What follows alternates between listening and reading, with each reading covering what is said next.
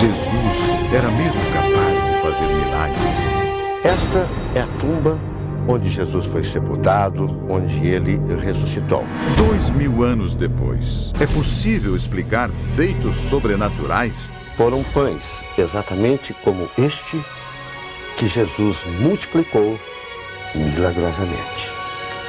É possível chegar ao exato local onde aconteceram? É muita emoção estar aqui neste momento. Quem são os habitantes destes lugares? O que pensam? O que sabem? Curar doentes, multiplicar alimentos e até trazer à vida pessoas mortas. Mitos ou verdades? Durante meses, nossos repórteres investigaram o assunto. Elas vivem nesse Viajaram dia de hoje. milhares de quilômetros em busca de respostas. A trajetória do homem que confundiu a ciência e os religiosos.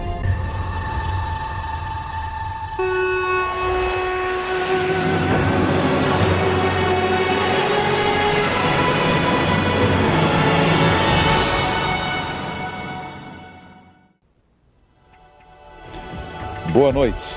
7 histórias de comoção, dor e entrega. 7 destinos para encontrar na Terra Santa. 7 entre os muitos milagres registrados no tempo. A partir de agora você vai acompanhar uma grande reportagem com 7 capítulos inesquecíveis do cristianismo e que até hoje intrigam muita gente.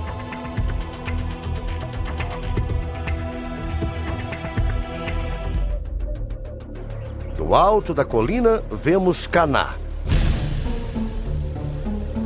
Cidade localizada a poucos quilômetros de Nazaré, no norte de Israel. Entramos numa típica cidade palestina. Aqui, referências a casamentos estão em muitos lugares. Não se trata de mera coincidência. Afinal, é aqui em Caná, numa festa de casamento, que Jesus tornou pública a sua vocação de ajudar as pessoas.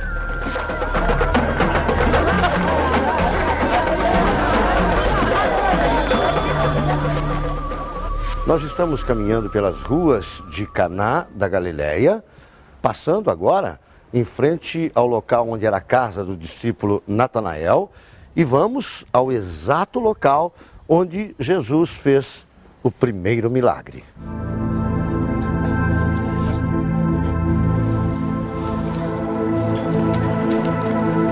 Pouco resta da sinagoga onde o casamento foi realizado.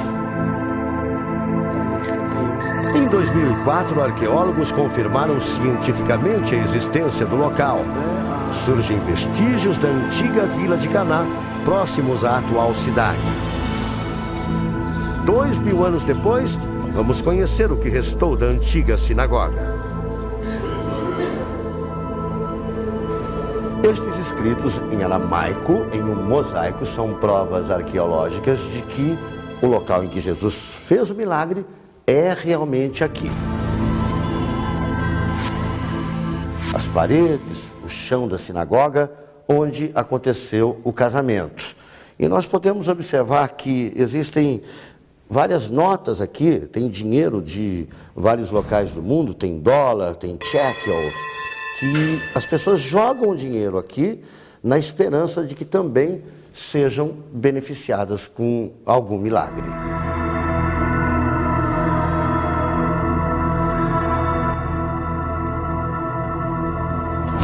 Voltamos no tempo. Diante de todos os convidados, algo difícil de acreditar está para acontecer. Era uma festa de casamento. Jesus e a mãe dele, Maria, haviam sido convidados. Tradicionalmente servia-se o vinho, que era sinônimo de alegria. No meio da festa, o vinho acaba. A falta dele é grave.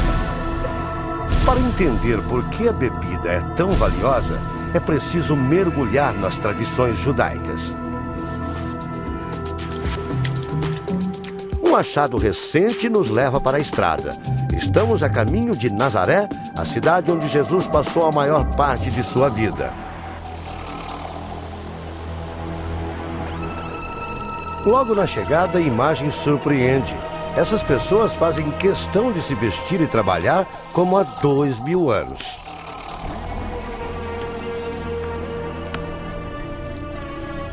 É como se nossa equipe voltasse no tempo. Para sobreviver, os habitantes escolhem entre a agricultura, o pastoreio e o artesanato. Em 1996, o arqueólogo norte-americano Steve Fan é contratado para construir um vilarejo como dos tempos bíblicos. As escavações começam e ele encontra algo totalmente inesperado: um lagar de 2000 anos. Lagar é esse conjunto de pedras e reservatório. A equipe da Record consegue autorização para experimentar essa preciosidade. Nos é permitido usar o lagar da mesma maneira em que os vizinhos e amigos de Jesus faziam. É claro que na época de Jesus o vinho era produzido de uma forma totalmente artesanal. E as uvas, elas eram pisadas, eram amassadas com os pés. Esse local onde nós estamos é um achado arqueológico muito importante. Era exatamente assim que funcionava. O líquido, ele escorria por essa canaleta e era acumulado nesse tanque inferior.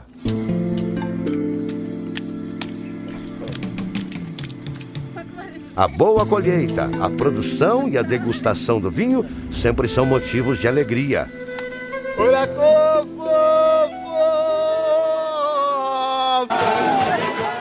A mesma alegria é vista até os dias de hoje nos casamentos judaicos.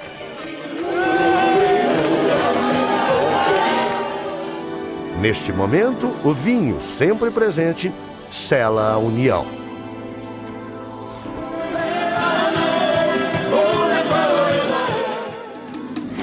Tradição que o Filho de Deus conhecia. Falta vinho no casamento em que Jesus está. É preciso agir. Jesus então espanta a todos. Pede que os empregados encham 6 talhas de água e levem para ele. Ao ser servida, a surpresa: a água já não existe mais. As talhas estão cheias de vinho.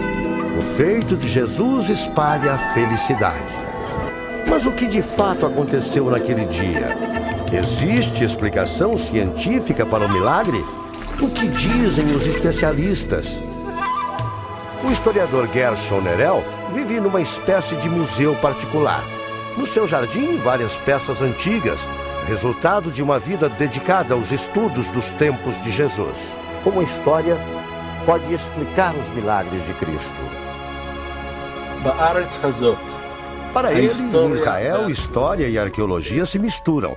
O historiador revela: é inegável que os relatos bíblicos são bastante confiáveis, uma vez que os locais por onde esteve Jesus já foram quase todos confirmados pelos cientistas. Assim é a Terra Santa. Escadarias, templos, tanques. A cada nova escavação, uma surpresa. Provas surgem a todo momento.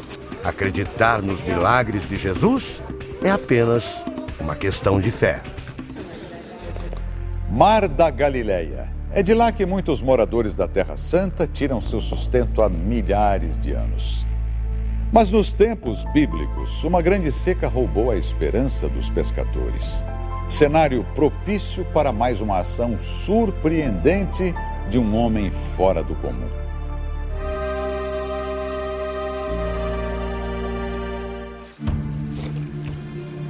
A lua cheia promete mais um dia de fartura no Mar da Galileia. Desde os tempos bíblicos, os homens dependem do grande lago.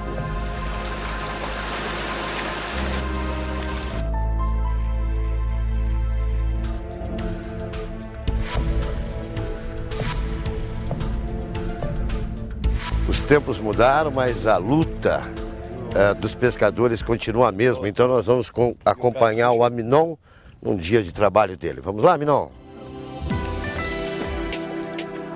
pescador tem que vir todos os dias aqui para o Mar da Galileia para retirar o peixe, o alimento de cada dia. É claro que ele tira para comer e também para vender.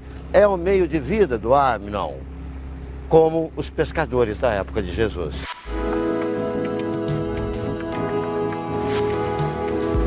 O cenário é deslumbrante.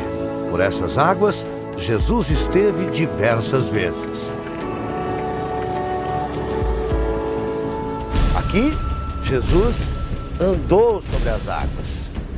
Aqui, Jesus também acalmou a tempestade.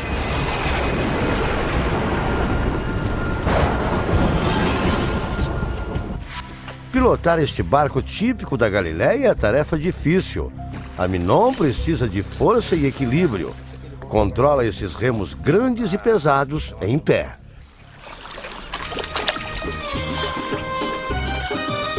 Ele me convida a jogar a rede no Mar da Galileia.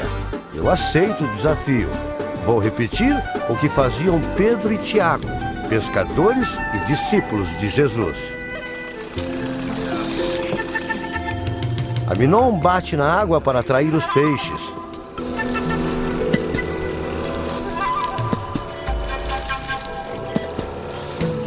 Agora ele vai tirar a rede e eu vou ajudá-lo. Oh, uma tilápia! Tilápia! Oh, que bom, que alegria! Outra tilápia! Ele está muito feliz. Ele está muito feliz. Aleluia! Que beleza, mais 2 tilápias aqui.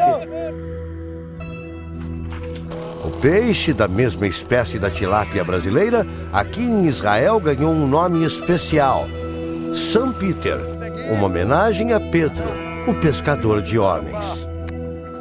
Aleluia! Toda rabá Elohim. Nossa expedição não pode parar. Estamos atrás de provas da passagem de Jesus por aqui. Contornamos o lago por estradas modernas.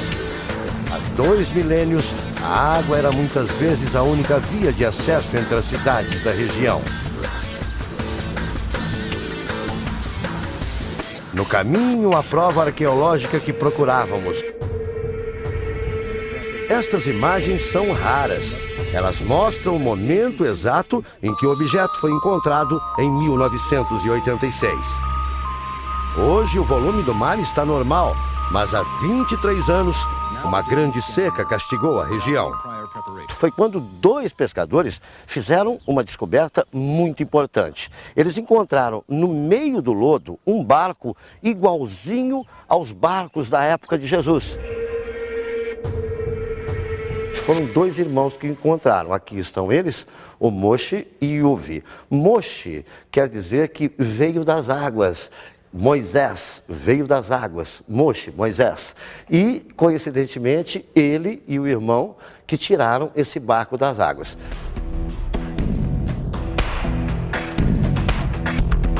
Os irmãos chamaram um arqueólogo. A alegria estava estampada no rosto de todos. No momento em que tocaram o barco, começou uma chuva torrencial. Depois, um arco-íris intenso se formou. Moshe acredita que era um sinal. Uma permissão para que os irmãos da Galileia pudessem levar adiante as escavações. Um mutirão foi formado. Dezenas de especialistas correm para o local. Eles sabiam que estavam diante de um tesouro arqueológico. É difícil afirmar, mas este barco pode ter sido usado por Jesus. Jesus andou e muito pelo grande lago. Segundo as Escrituras, foi justamente aqui que ele deixou os então pescadores Pedro e Tiago espantados com mais um dos seus atos sobrenaturais.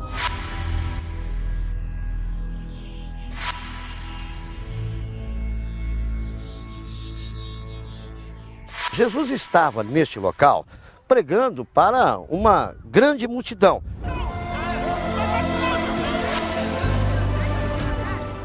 Imagina isso aqui cheio de gente, como existem essas pedras. Essa multidão o empurrava, o apertava. Foi quando Jesus olhou para a água e viu que aqui existiam 2 barcos de pescadores. Ele pediu para um dos pescadores, que era Simão Pedro, que emprestasse o barco. Ele começou a pregar de dentro do barco para não ser empurrado pela multidão. Jesus então pergunta a Simão Pedro, como foi a pescaria? E ele disse, não pescamos nada a noite toda. Jesus diz a ele que jogue a rede novamente. Simão Pedro acredita em Jesus, joga a rede e a rede vem cheia de peixes. Até então, Simão Pedro não sabia quem era aquele homem, mas ele percebe, tratava-se de Jesus. Então ele se ajoelha aos pés de Jesus e diz, afasta-te de mim porque sou um pecador. Jesus diz a ele, não temas, doravante serás pescador de homens. Depois desta experiência, Simão Pedro passa a seguir Jesus e se torna um dos discípulos mais importantes do Novo Testamento.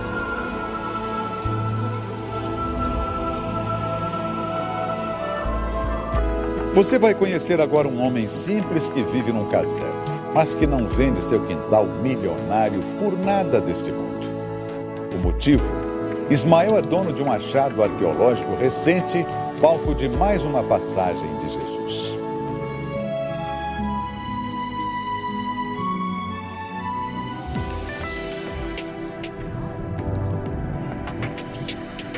Escondida sob toneladas de pedras, uma outra Jerusalém.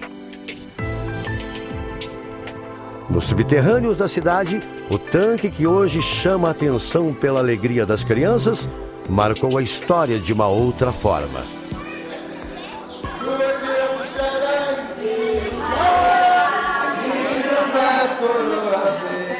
Nós estamos entrando agora na Cidade Santa para contar um dos milagres mais conhecidos de Jesus, a cura do cego. Nós estamos entrando agora num túnel construído 4.000 anos atrás e é através dele que nós vamos chegar na fonte de Siloé. Esse túnel foi descoberto no século XIX por um arqueólogo inglês e foi uma grande descoberta, porque só assim a gente pode chegar próximo à fonte e exatamente no local, no tanque de Siloé, onde aconteceu o milagre.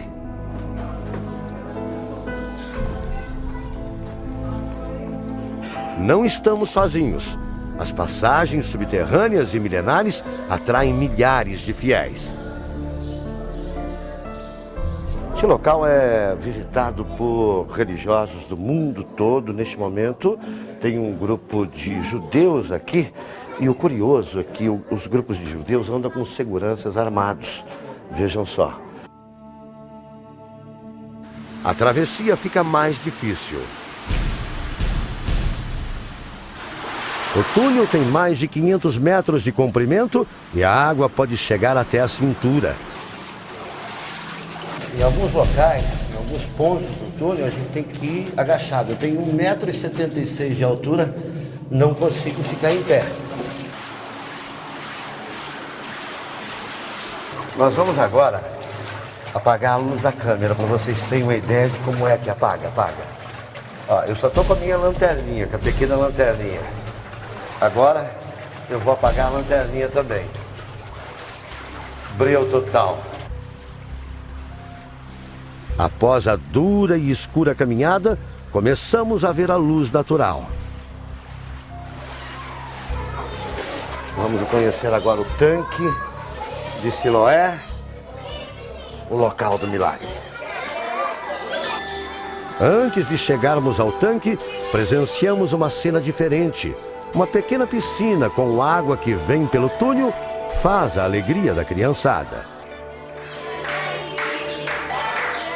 Aqui ao lado, nessa porta, tem um aviso que é proibido entrar, que é uma propriedade privada. Mas o dono da casa nós vamos conhecê-lo agora. ele permitiu a nossa entrada. Ele é muçulmano, ele é árabe, muçulmano. Ele nasceu e vive aqui. Olá, Ismael, tá bem? Ele nasceu aqui. É uma casa bem simples, a casa que ele mora. Aqui está a casa. Parreira de uva na frente, um local fresquinho, agradável. E o tanque de Siloé está logo ali, ó, logo ali. Agora a gente fica imaginando quantas pessoas, milhões de pessoas do mundo, dariam tudo para estar aqui. Ele vive ao lado do tanque. Ismael trabalha com arqueologia, mas sua casa não tem qualquer luxo. Um pequeno aposento faz as vezes de quarto, sala e cozinha. Em compensação, o quintal é bem grande e valioso. Ah, são moedas da época de Jesus? Ele diz que sim, mas para Ismael o mais importante é viver todos os dias num lugar tão sagrado. A perseverança deste arqueólogo amador vai nos permitir mostrar com exclusividade um achado recente, datado deste ano mesmo, 2009, e nunca antes visto na televisão brasileira. Eles encontraram, vejam aqui, uma escadaria, uma grande escadaria aqui. Vejam, Ismael, essa escadaria vai até onde? Ele explica que essa escadaria liga o tanque de Siloé ao grande templo. Durante as festas judaicas, as pessoas que vinham rezar eram obrigadas a se lavar antes. Depois, subiam exatamente por aqui, por esta escada.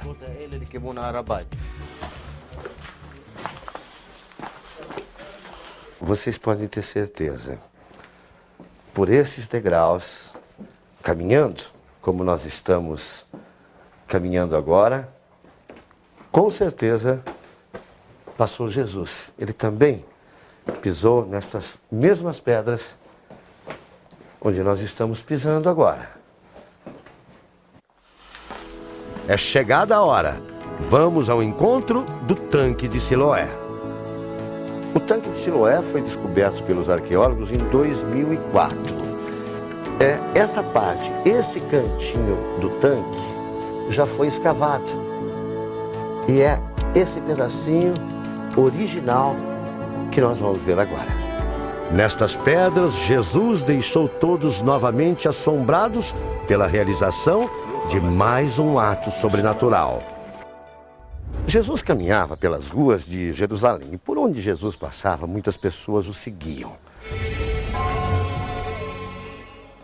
De repente, ele vê um cego.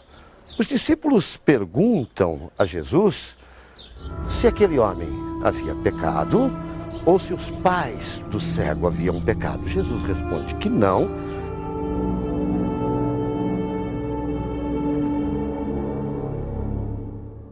Pega uma porção de terra, um punhado de terra, cospe, com a saliva forma um lodo, coloca o lodo nos olhos do cego e diz que ele se lave no tanque de Siloé. O cego vai até o tanque de Siloé, se lava e, milagrosamente, ele passa a enxergar. Eu vim a este mundo para juízo, a fim de que os que não veem vejam, e os que veem se tornem cegos. O Departamento Israelense de Antiguidades é o responsável pela descoberta do tanque de Siloé.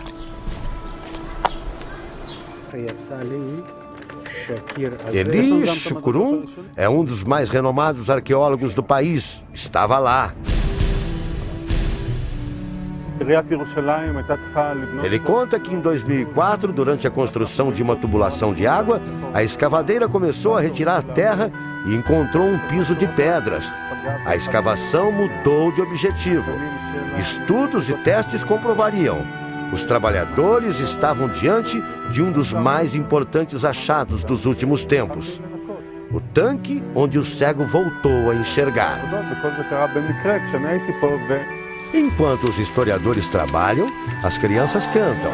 Um clima de paz em outro cenário sagrado para os cristãos.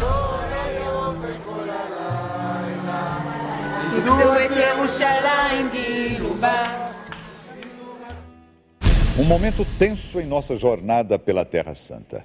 Nós, os repórteres, cruzam a fronteira e entram em território palestino. É preciso encontrar o local exato onde, há 2000 anos, Jesus mandou um homem morto voltar à vida. Será verdade?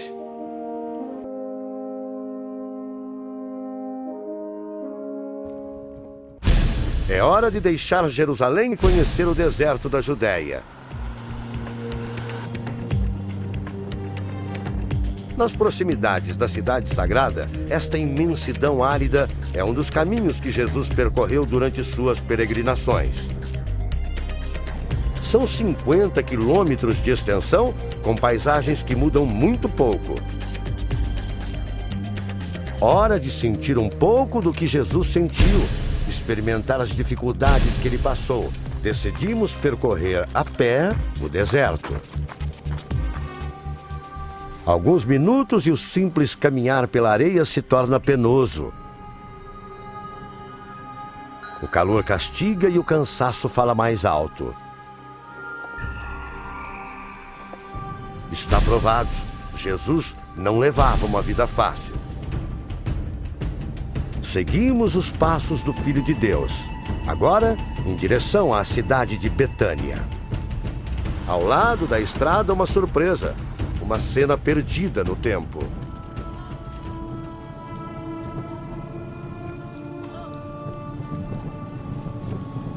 Paramos para registrar o trabalho dos pequenos pastores. Ahmed e Mustafa tomam conta dos camelos e cabras da família. Moram num vilarejo próximo. Este pequeno oásis é um dos poucos lugares onde os animais encontram o que comer. Os garotos seguem sua rotina, cruzam a fronteira onde passado e presente se encontram.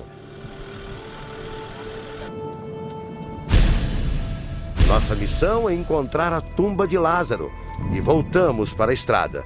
O destino agora é uma cidade palestina. Chegamos a El Azahia, nome árabe da cidade de Betânia.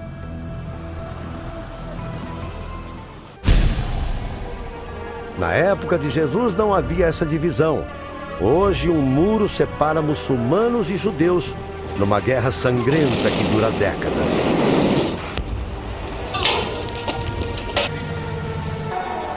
Em meio à disputa, a cidade resiste.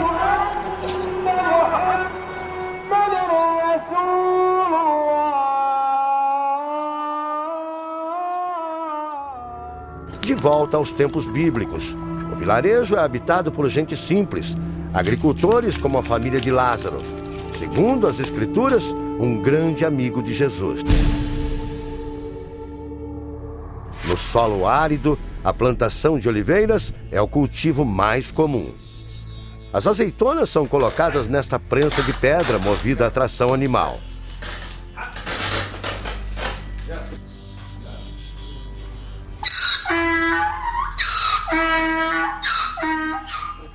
Depois de amassadas, são colocadas em cestos e, com a ajuda deste equipamento rústico, o óleo é extraído. Após 24 horas, o azeite escorre por um canal subterrâneo e pode, enfim, ser utilizado. Na Betânia atual, somente as oliveiras lembram a paisagem daquela época. Mas um lugar especial está preservado. A poucos passos daqui, Jesus surpreende os moradores da cidade. De acordo com os relatos bíblicos, faz voltar à vida o amigo morto, ressuscita Lázaro. Nosso amigo Lázaro adormeceu, mas vou para despertá-lo.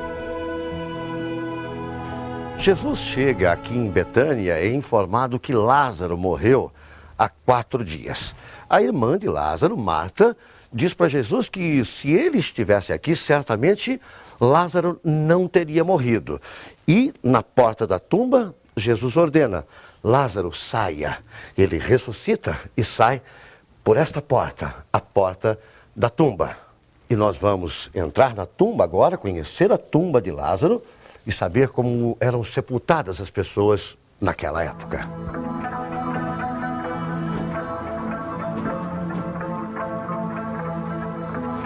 Aqui nós já estamos a cerca de 6 metros. Na hora que eu chegar aqui na antecâmara, cerca de 8 metros mais ou menos. Nessa antecâmara eram realizados os velórios. E o corpo era colocado ainda mais abaixo.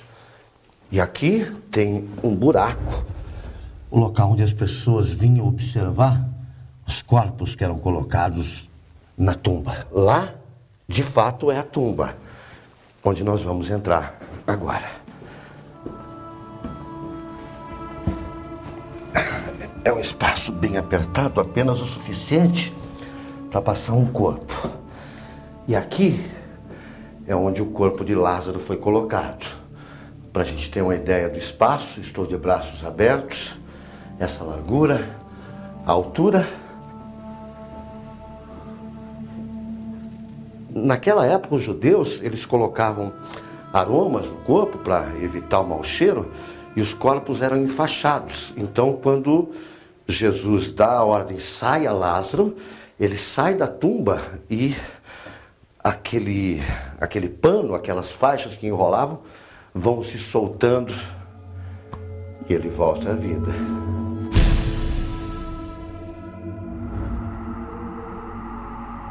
Nós estamos num dos palcos dessa história emocionante. Deixamos a tumba impressionados. Como é possível trazer à vida alguém que morreu?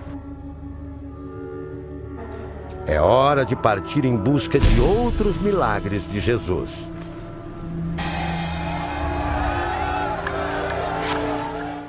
É preciso alimentar uma multidão. Mais de 5.000 pessoas estão famintas. E agora? O que fazer?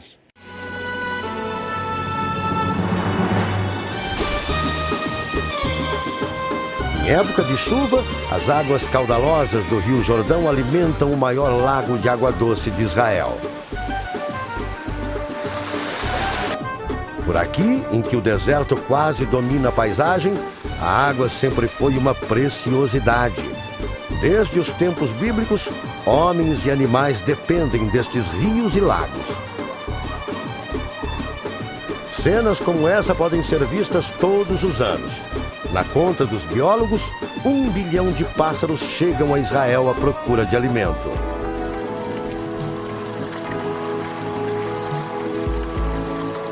Ao amanhecer, a aurora ilumina o mar da Galileia.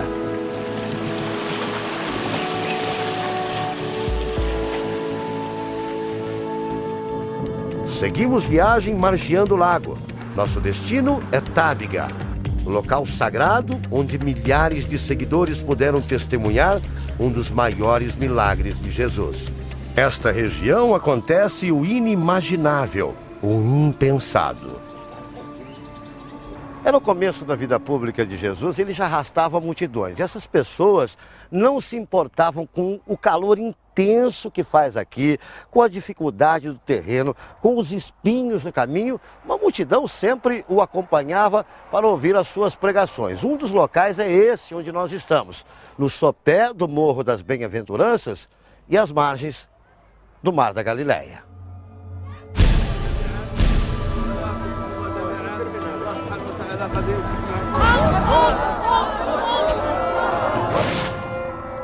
Milhares de seguidores começam a chegar de todos os lados.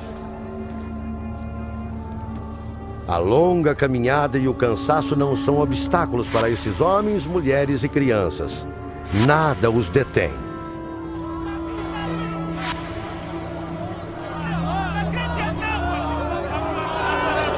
Mas o dia está no fim e a fome começa a incomodar. Entre a multidão, apenas alguns poucos pães, cevados e peixes são encontrados. Da antiguidade aos dias de hoje, o pão ainda é a base das refeições das casas de Israel.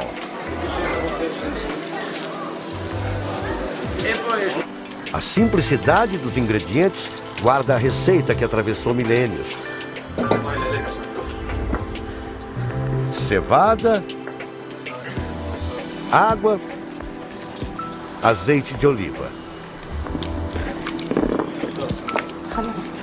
Encontramos uma casa recriada à imagem das moradias dos tempos bíblicos. Aqui, vamos acompanhar a fabricação do mais sagrado dos alimentos.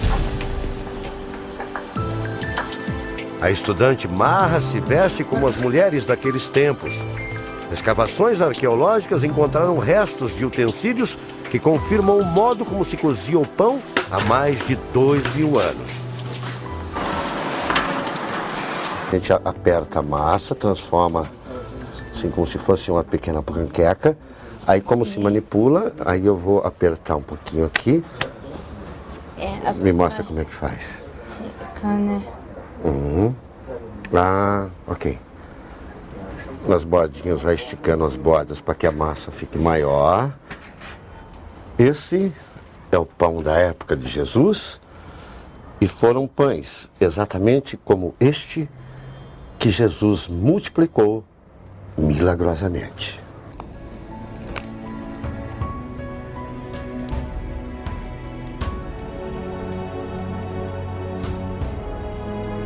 De volta às margens do Mar da Galileia, caminhamos imaginando os passos dele. Olhamos para as águas que o trouxeram e nos lembramos do problema que Jesus estava para enfrentar. Jesus vem pelo Mar da Galileia, desembarca aqui em Tábega, onde havia uma multidão à espera dele. Os discípulos se aproximam e informam que já era tarde, o local deserto e que não havia o que comer. Jesus fica com pena daquelas pessoas e pergunta o que havia de alimento. Eles apresentam um cesto com apenas 2 peixes e 5 pães. Jesus surpreende e diz aos seus discípulos: Não precisam retirar-se, dai-lhes vós mesmos de comer. Então, Jesus ordena que a multidão seja organizada em grupos de 50 e 100 pessoas. Todos ficam sentados aqui na relva.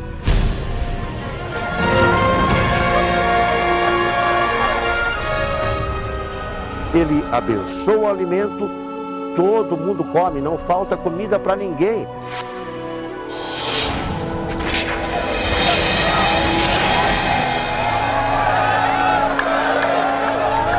E haviam aqui 5.000 homens, isso sem contar mulheres e crianças.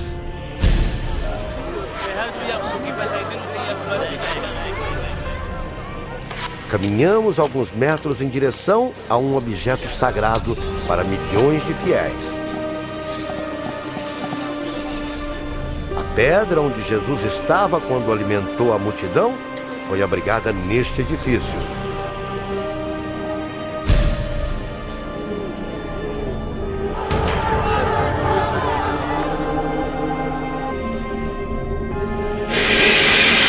No coração de Jerusalém, a mais de 30 metros da superfície, encontramos o tanque de Betesda. Um paralítico pode ter saído andando de lá.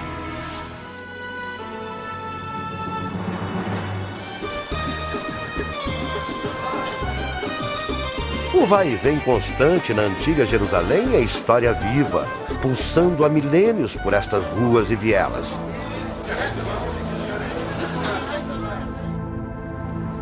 Para muitos arqueólogos, os assentamentos que deram origem à cidade são de 2.600 anos antes de Cristo.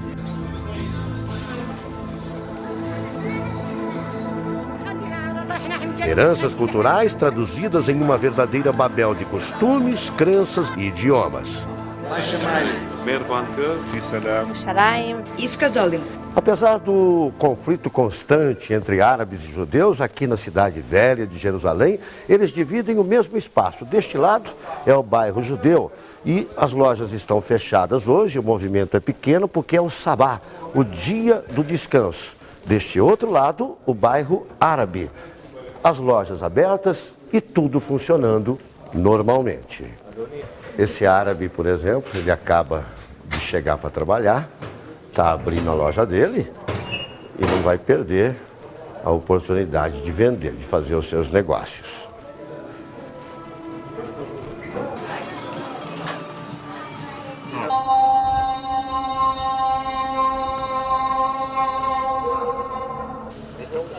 A poucos passos daqui, outra cena de fé. Mais uma vez, Jesus deixa todos perplexos. Um homem que estava preso à cama desde o nascimento é curado e fica livre para andar.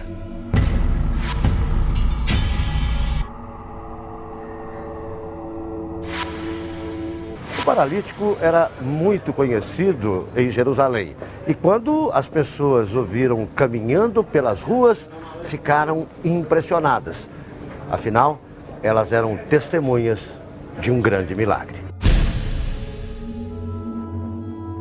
Tanto na época como agora, homens e mulheres desta região são acostumados à vida simples e às dificuldades do dia a dia. E como está, senhora Boali? Ok? Salam aleikum. Abu Ali é muçulmano, nasceu e cresceu em Jerusalém.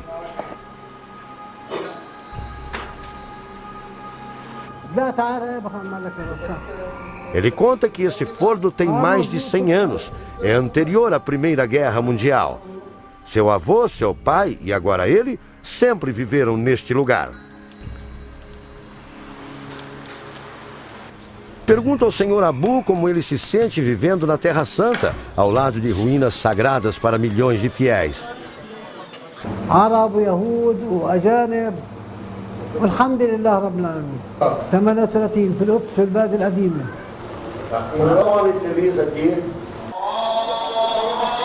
De volta à rua do tanque de Betesda, a realidade. Estudos realizados por especialistas da época confirmaram: o tanque é mesmo de Betesda, citado nas Escrituras. Betesda, em hebraico, quer dizer casa de misericórdia. E para esse local vinham muitas e muitas pessoas, todas com algum tipo de doença, em busca de uma cura milagrosa.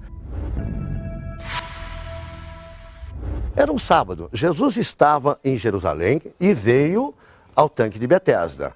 No meio de tanta gente, ele encontra num canto um homem paralítico deitado. Ele pergunta ao paralítico se ele queria ser curado. Ele disse que sim, mas que era impossível, na hora da correria, quando as águas se moviam, alguém o colocar rapidamente, ele ser o primeiro e ser curado. Então Jesus diz a ele: levanta-te, toma o teu leito e anda. Ao sair com sua cama, ele encontra religiosos radicais. Como era sábado, dia de descanso para os judeus, o homem é duramente repreendido. Segundo os relatos bíblicos, as autoridades deram mais importância à regra quebrada do que ao fato de um paralítico passar a andar. Era mais um milagre de Jesus. Chicotadas, dores, suplício. Qual o limite físico de um homem? Até que ponto o corpo humano suporta tanta aflição? É chegada a hora da morte e ressurreição, a hora do maior milagre de Jesus.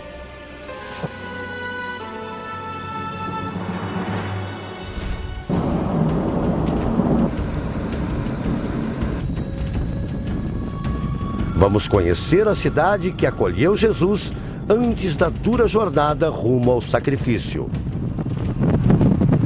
Ao redor de Cafarnaum, Jesus realiza a maior parte de suas ações fora do comum. O pequeno vilarejo se torna uma espécie de capital de suas pregações.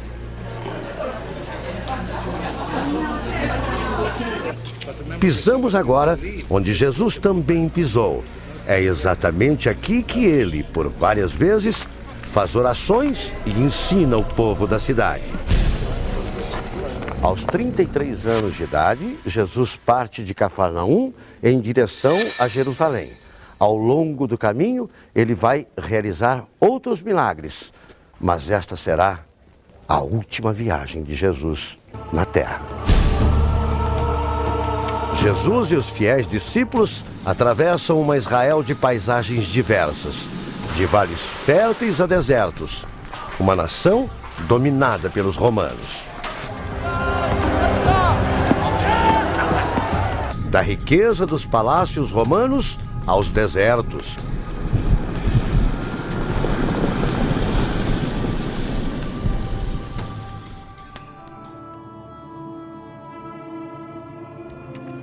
De Cafarnaum a Jerusalém são quase 200 quilômetros. Para Jesus, não há estradas ou qualquer facilidade. O trajeto é pesado, exaustivo, feito a pé, por entre morros e debaixo de um sol escaldante.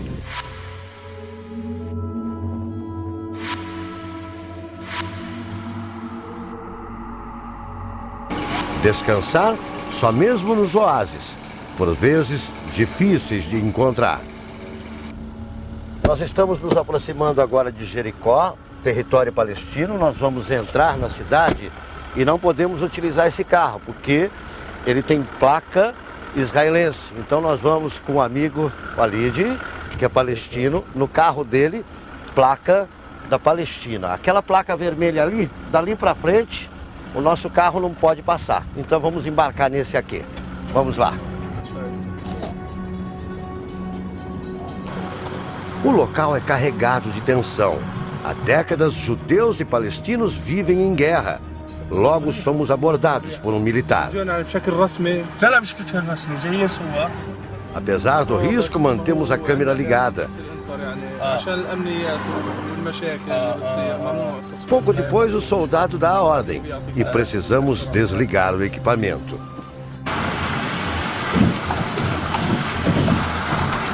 É Páscoa. Depois da longa jornada, Jesus e seus discípulos chegam a Jerusalém. Por estas pedras, o Messias caminha. Primeiro festejado pela multidão, depois de um sofrimento que um homem comum não teria suportado.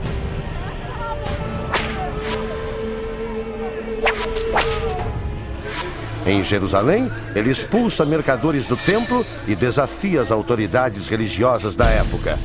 Temerosos, os donos do poder tramam sua prisão e morte.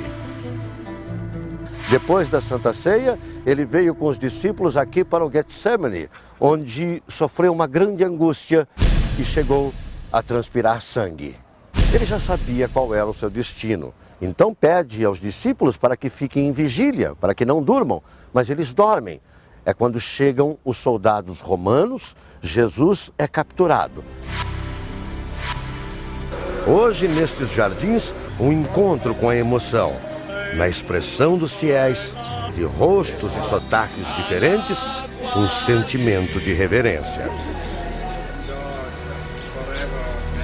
Pai, é chegada a hora. Glorifica o teu filho, para que o teu filho glorifique a ti. Aqui começa a Via Dolorosa. Aqui começa o flagelo de Jesus. E lá dentro da fortaleza é onde Jesus passou as últimas horas preso. E é para lá que nós vamos agora.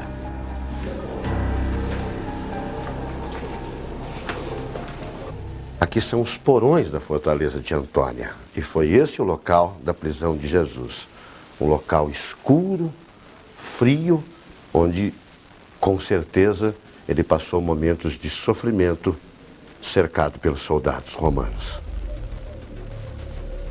O trajeto da Via Dolorosa foi definido pelos romanos e eles escolheram as ruas onde havia comércio, onde havia mais gente, para que todos vissem o flagelo de Jesus e que aquilo servisse de exemplo para que ninguém se voltasse contra o Império Romano. Por essas ruas, ele foi chicoteado.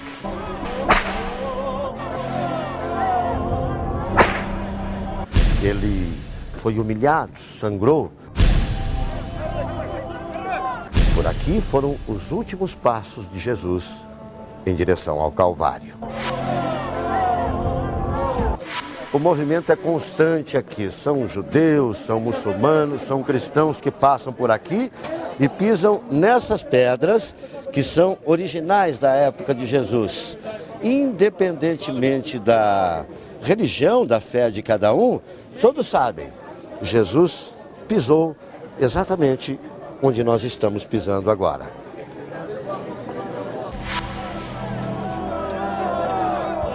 Ele vence as dores e o esgotamento, chega até o Calvário, carrega a cruz.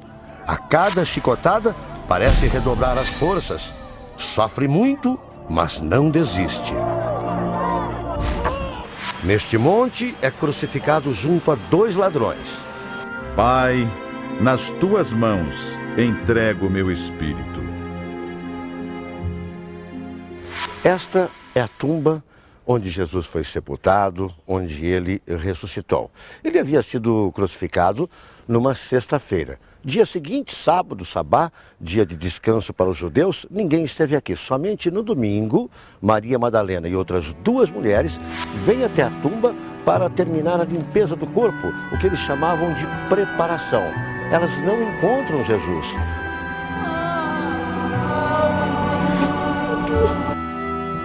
Jesus havia ressuscitado.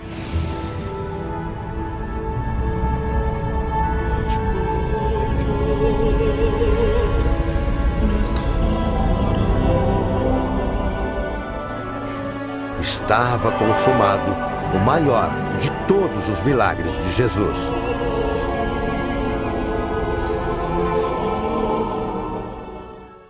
Vamos conhecer a tumba.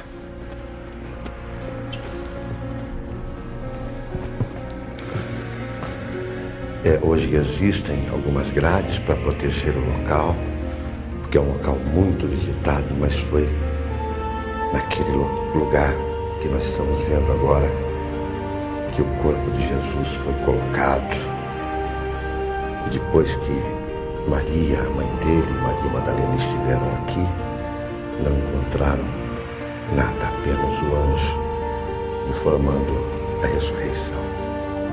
Um local muito especial, visitado por cristãos do mundo todo.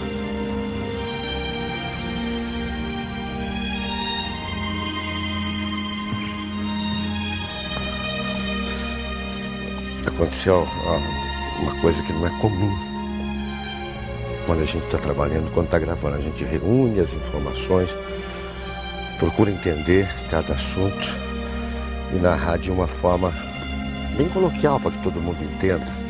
Não é apresentar algo como se a gente soubesse tudo, não. O repórter aprende. E no momento em que eu comecei a gravação na porta da tumba, eu fiquei todo arrepiado. É algo que não acontece normalmente no dia a dia.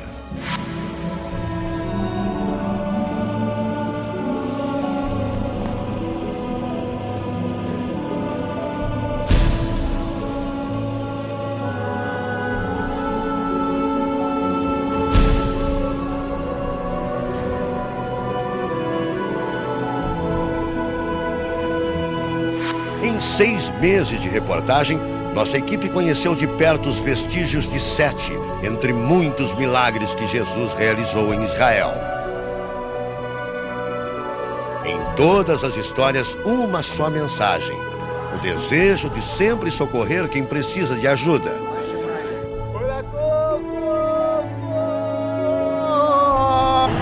Mensagem que foi traduzida por um registro do livro sagrado. Disse Jesus: vinde a mim, todos os que estáis cansados e sobrecarregados, e eu vos aliviarei. Mensagem de fé que pode nos ensinar muito nos dias de hoje.